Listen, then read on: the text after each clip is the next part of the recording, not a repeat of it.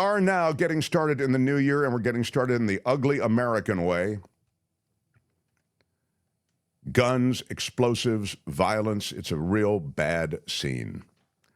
I don't need to tell you that the political part of this, the fact that this terrorist act was politicized, is yet another very American thing in the current political ecosphere, the political ecosphere that requires, it would seem, jumping on every event with both feet to either blame the opposing political party, blame the immigrants, blame some group for political gain. That happened here, and we will get to that. But right now, I'd like to just touch on what exactly happened. Albert, you have, let's go with the NBC piece that kind of lays out the timeline, I think, pretty well. This will give you some sense. I know most of us have an idea of what happened, but again, there's new reporting on it and they're more specific, so here's some details. Counterterrorism Division. He's based out of FBI headquarters. Just a coincidence. He actually grew up and is from the Houston area, which is where this suspect is apparently from. And so he has a lot of experience, not only with terrorism investigations in that part of the country where you are, in the Texas region, but also was one of the people involved in the investigation. He mentioned it, Boss Bomb, which is the FBI code name for the Boston Marathon bombing investigation. So we brought a sense of timeline to us that we didn't have before. Let's get to that. On December 30th, apparently this suspect picks up the pickup truck that was used in the attack. On the 31st, so New Year's Eve day, he makes his way from Houston to New Orleans, and along that trip, starting after approximately 1:29 a.m. local time, he begins recording a series of videos, 5 in total, according to Rhea. These videos talk about his desire initially to kill his family in the name of ISIS. He talks about his allegiance to ISIS, but he didn't think that would garner enough press attention, so he turned his sights, and Rhea talked about it later in the press conference, to this idea of specifically targeting Bourbon Street. So it's 5 in total. He also left behind a last will and testament in the course of recording those videos. You referenced it. At that location in New Orleans, they recovered 3 cell phones and 2 working laptops. The IEDs that they found, they were able to go back and look at surveillance video and actually found that he placed them there. The question is whether or not they would have been remote detonated, that they would have gone off by him triggering something. We've seen that in other terrorist attacks. It is in terrorist propaganda on how to build those. The key word that he said, they are, quote, confident that he acted alone in this attack on Bourbon Street. So that's definitely a change in this investigation from what the FBI ASAC talked about yesterday. And that's after they reviewed some of the video and were able to kind of narrow out individual suspects. And you alluded to the people that were looking at these coolers on Bourbon Street. And as you mentioned, a couple hours after midnight is when apparently he laid those out, and obviously before the attack. Another key quote from this, he says, quote, he was 100% inspired by ISIS. So the indication at this point, he says, in looking at cell phone records, and what they'll do is they'll actually go back and look at everybody who's called him and everybody that he called in order to determine who's he been talking to and what's been going on. And they also can take an initial look at those cell phone messages, and his own videos are obviously going to be very helpful here in this investigation. Putting all that evidence together, what Ray is telling you here, Tom, is that they have gotten to a point in this investigation where they think, 1, he wasn't directed by ISIS abroad, and 2, that he was acting alone, with the caveat, as you mentioned, coming right out of that press conference, that it is early in this investigation. One last thing I'll mention, the quote on Las Vegas is there is no definitive link so far, but it's very early in that investigation between what happened at the Trump Hotel, the explosion of a Cybertruck, and what happened in New Orleans yesterday. There are evidentiary coincidences between the two. There are active searches that are going on for the individual that rented that Cybertruck, his home in Colorado. There's active law enforcement activity in the Houston area where the New Orleans suspect is from. But at this stage, there's no definitive link between the two. Again, the big caveat that these things change over time. And the challenge for law enforcement these days, these phones that we have, Tom, they collect so much data, so much information about us and our movements. It's tough to sift through. All right, we thank you for that, Tom. I want to bring in Tim Gallagher. He's a former FBI special agent in charge of Newark, New Jersey. Tim, I first want to start with Bourbon Street, right? They're going to reopen Bourbon Street 36 hours after this terror attack that killed so many people. Is that the right call? Well, sure. Thanks for having me on. And you know, like when we spoke yesterday. Well, we do know. I'm sorry. My picture is gone, so that's why I'm kind of laid out here and let that run a little longer than I would have. I don't know quite how to remedy this. I'll try to. They just said, while you try to fix that Bourbon Street would reopen, and I can tell you that it is back open. The head of the New Orleans Police Department made the announcement a little after noon their time today, saying that they will have a large police presence in this area where this happened, but that the street is reopened now. So there is that. There is no shortage of huge events around New Orleans. I think the Super Bowl is there this year. Isn't that right, Kamish?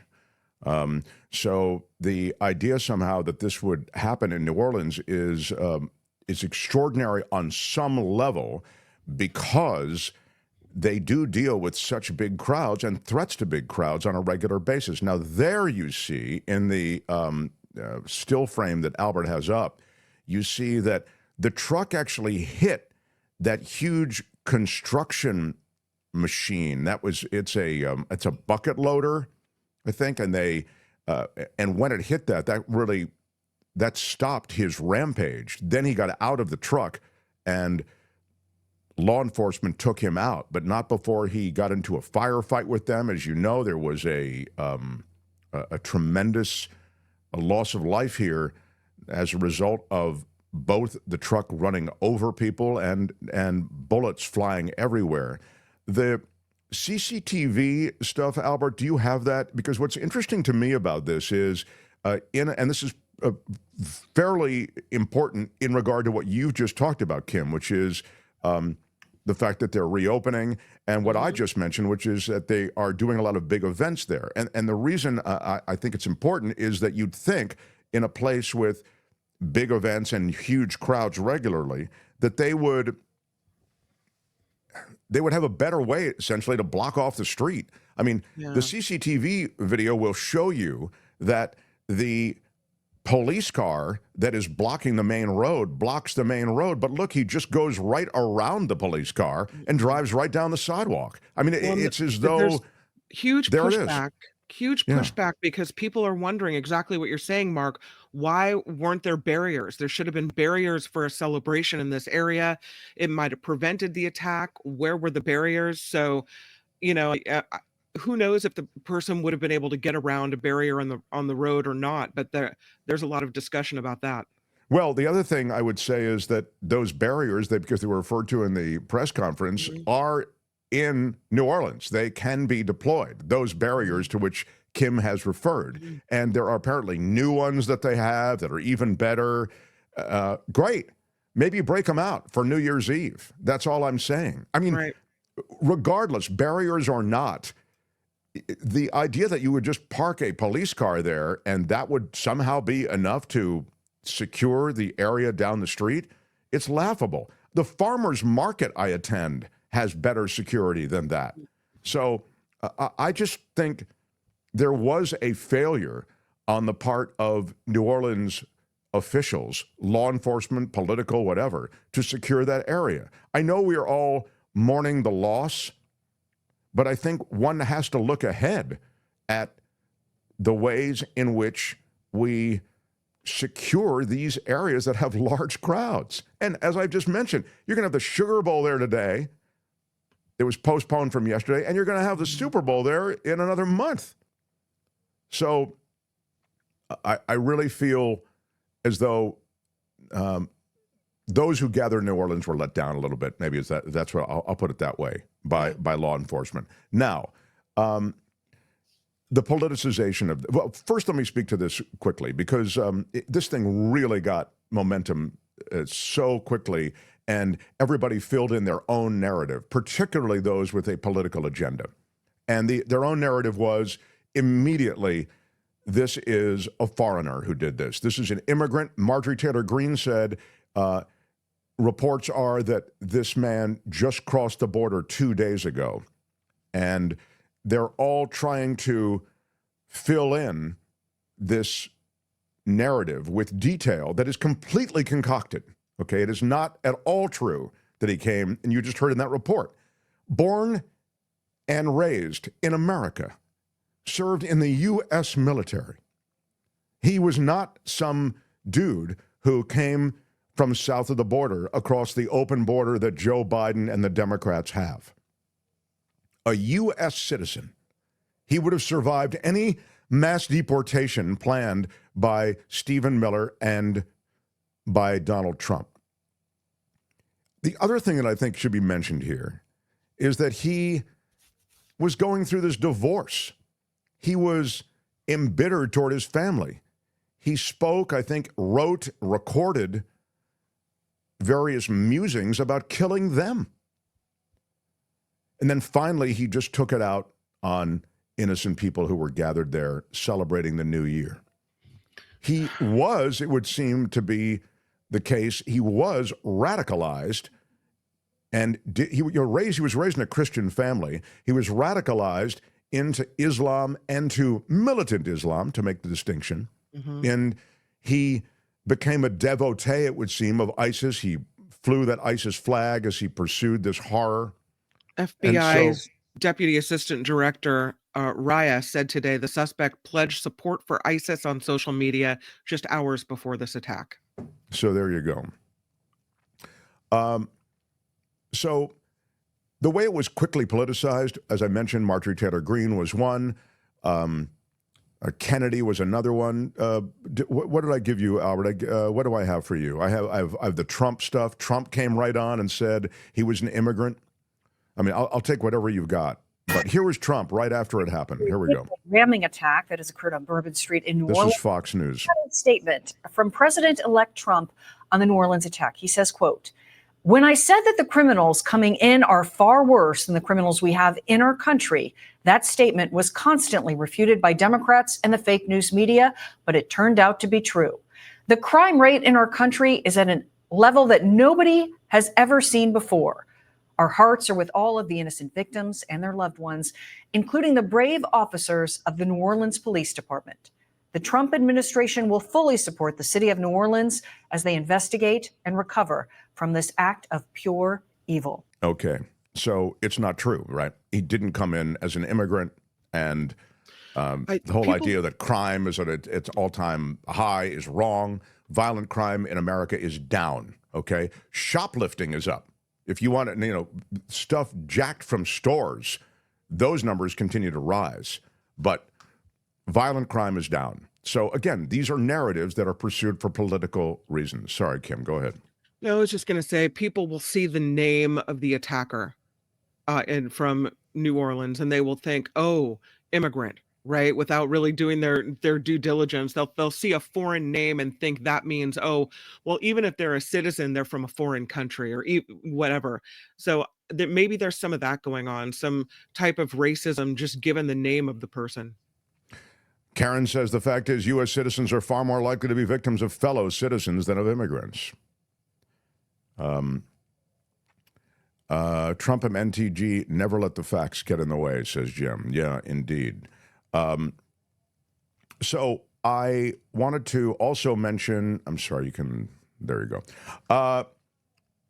Yeah, he's 42 years old. He's, as Kim has mentioned, Shamsuddin Jabbar is a name that everybody goes, oh, I get it.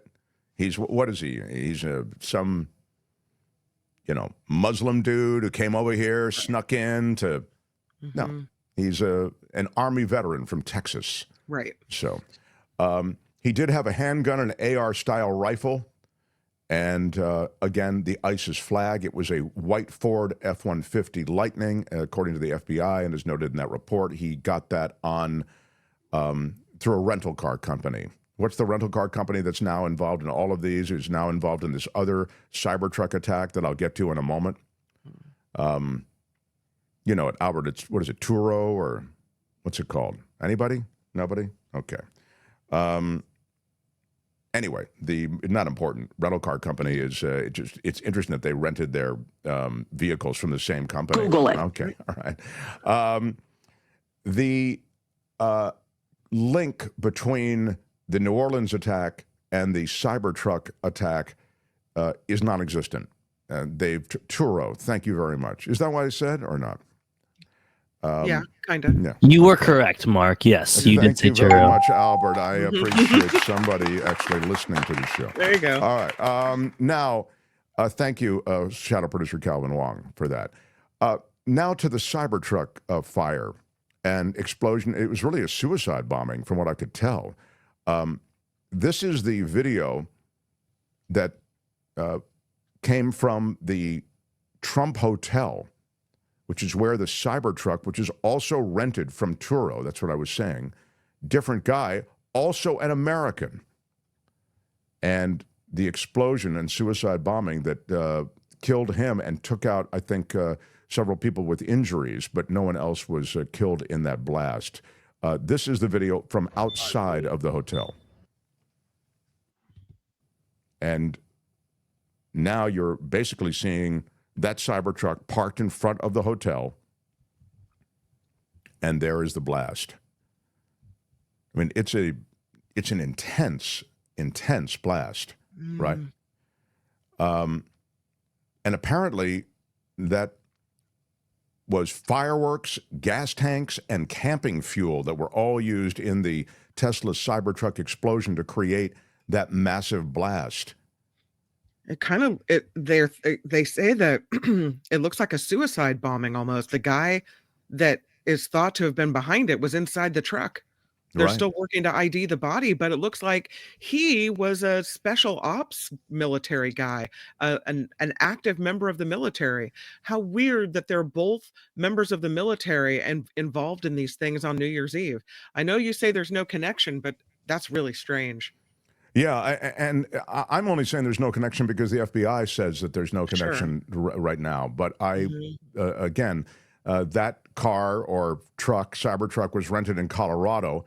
It arrived in Las Vegas at 7:30 in the morning on Wednesday morning. And about an hour later, after driving up and down Las Vegas Boulevard, the truck pulled up to the Trump Hotel and exploded. And this is the view from inside the lobby. This is the first thing I saw, actually, when I went on to social media to see. I mean, that's the view from inside the Trump Hotel. So again, there were charred gasoline canisters, firework mortars in the bed of this badly burned truck. And